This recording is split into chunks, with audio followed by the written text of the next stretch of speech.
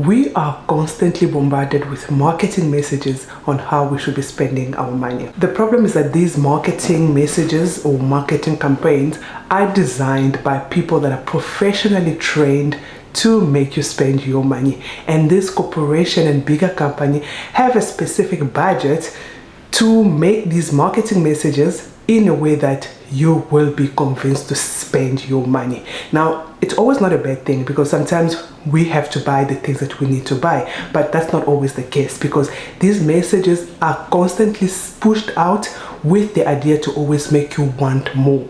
Let's be honest.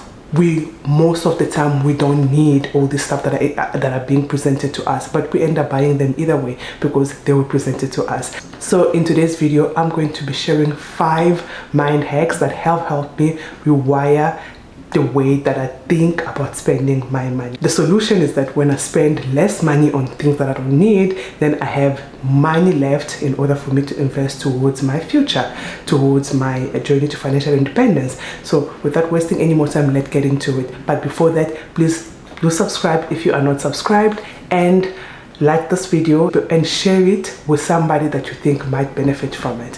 The first thing that I had to intentionally do was to start ignoring the pay rises. So there's something called lifestyle inflation. This is when you increase your lifestyle every time your income increases. And I know most of us, including myself, have been a culprit of this one. When I was promoted into a management position, I stopped shopping at Pick n Pay and Checkers.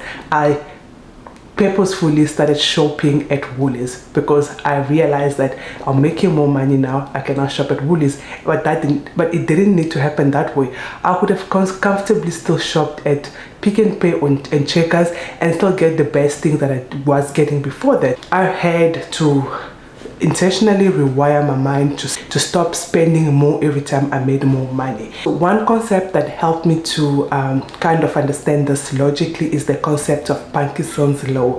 This law states that demand will expand to consume all available resources. So what this simply means in the financial world is that whenever you make more money, your expenses will always increase to equate to this in your income and a little bit more. So we always have to be mindful. It doesn't always have to be this way. I know that you don't want to still be living in a shitty environment that you were living when you were broke. When you start making money, you need to start living in a much better place, but you always don't want to try to keep up because you will always have to work for a lifestyle. And that's not, for me, that wasn't a wiser decision, especially after I started having kids. Now, it was just not about me, it was about my children. I had to start building a future for all of us. So I just had to change the way I was spending my money. Now, I always make it a priority to always live below my means, no matter what. I will always live below my means. The second thing that I started doing is starting to think in terms of hours worked. Time is the most valuable currency that we can ever have, and when you've lost it, you simply can't get it back. Since my income right now is tied to the amount of time I work, I then had to start thinking about my spending in terms of hours. So every time I want to buy something that I don't necessarily need, or something I want to buy something for fun, I always think of it in a way that, is it worth me spending 9 hours of my day working only to buy the specific pair of jeans? And if that doesn't really correspond or it doesn't really relate, then there's no need in me buying it because I can't. Let me just talk about clothing because this is something that I used to be very obsessed with.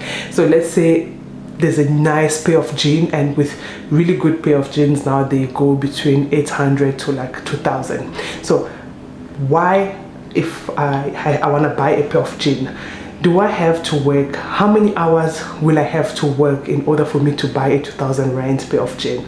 And is that really worth it?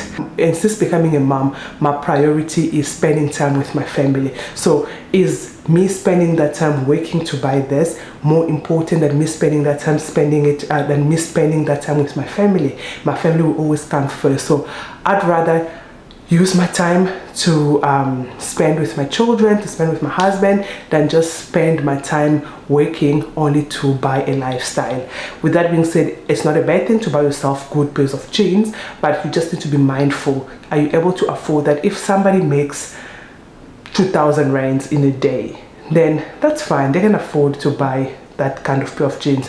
But if you make that, like if it takes you 5-6 days to make that, and now you're gonna go buy yourself a pair of jeans that costs that much, it's not logical to me. So yeah, thinking this way has helped me to save money by not spending it on things that I will regret later. The third thing is to add an emotional response to why I shouldn't buy it. So most of our spending, most of the things we buy have an emotional response attached to it. So we buy certain things because it makes us feel good.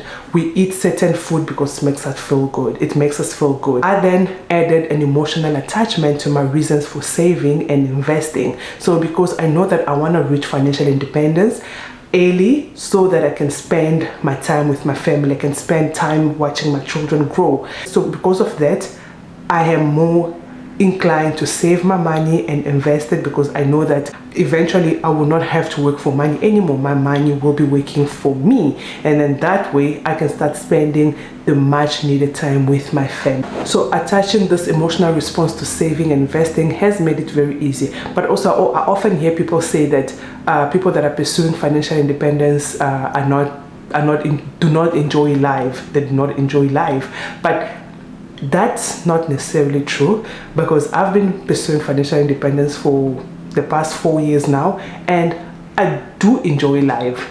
I've just designed my life according to my own terms, according to what I think is right for me, and I enjoy it that way. I don't have to enjoy my life the same way that my neighbor is enjoying their life. That's how they see the world, and that's how they're enjoying it. But the way I've designed mine, I don't need certain things to be happy or to enjoy life. So I am pursuing financial independence, and I am a lot much happier than I even was before this. Don't buy into that idea that people that are pursuing financial independence do not enjoy life. We do enjoy life. The mental peace that comes with you not having to worry about money is everything, and for me that is even more than any kind of enjoyment.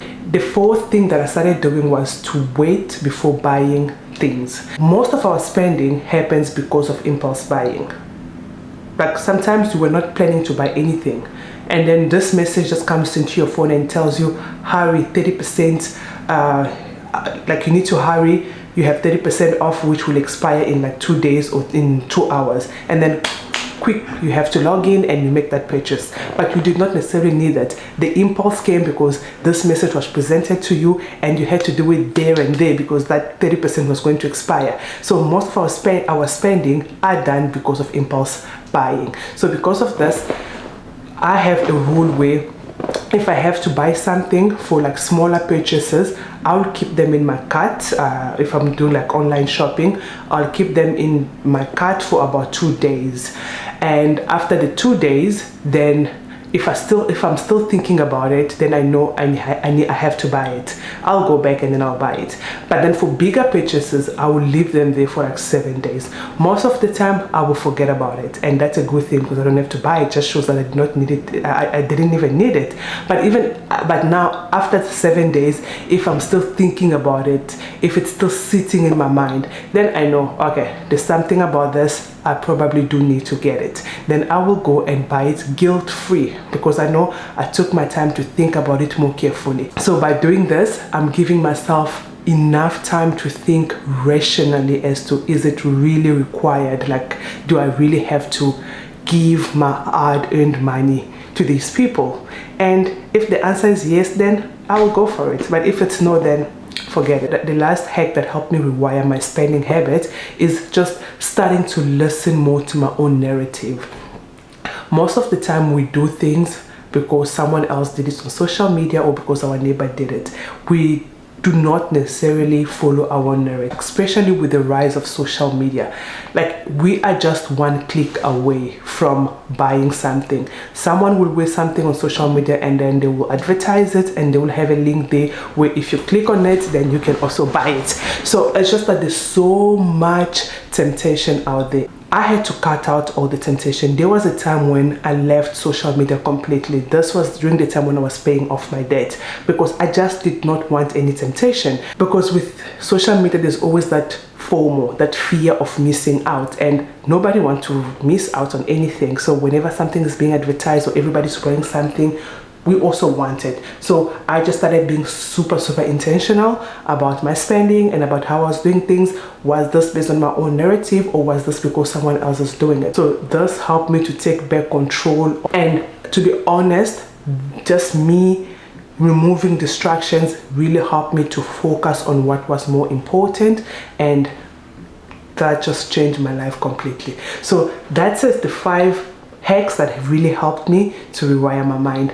I hope they resonate with you, and if you have any hacks that you've used and you feel like sharing, please do not hesitate to share it so that we can all learn from each other. Thank you so much for watching. I'll see you guys again in the next video. Bye.